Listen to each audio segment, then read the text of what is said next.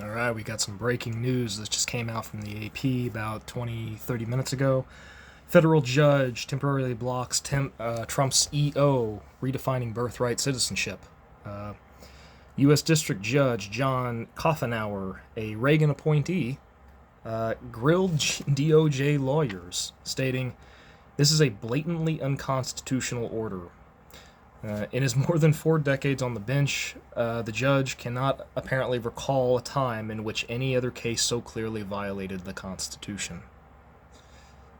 Arguing for the courts, Washington Assistant AG labeled it absurd.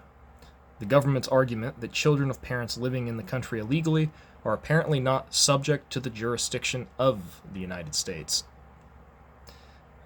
The Assistant AG said, quote, "Are they not subject to the decisions of the immigration courts? Must they not follow the law while they're here?"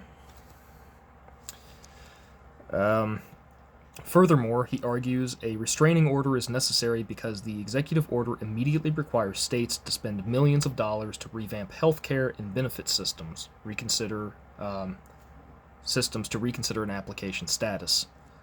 Quote, "The executive order will impact hundreds of thousands of citizens nationwide who will lose their citizenship under this new rule. Births cannot be paused while the courts consider this case."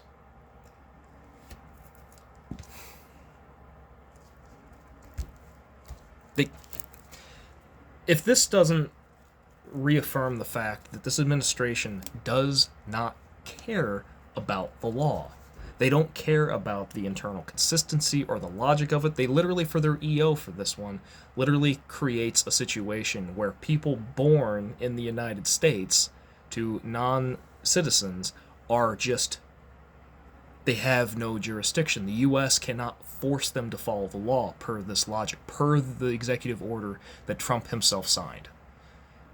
So this is, in fact, even people that are against immigration should be against this executive order because it allows for people who to just violate the law should they be here, right? You cannot hold non-citizens accountable according to this EO. This is... We're going to see a lot of, I suspect, judges striking down some of these EOs as brazenly, ridiculously unlawful. And I think that this is kind of expected from within the Trump administration. I don't know if they are going to be necessarily surprised by this, but this gives them another thing to saber rattle about, right? This gives the Trump administration just another example of how they can cry about the justice system is being used against him.